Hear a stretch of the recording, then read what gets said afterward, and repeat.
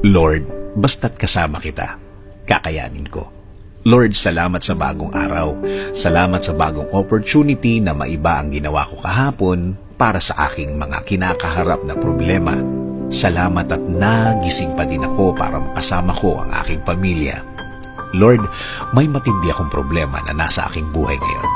Nasa aking buhay ngayon ang nagpapagulo sa aking araw-araw. Hindi ko na po, Lord, alam ang gagawin.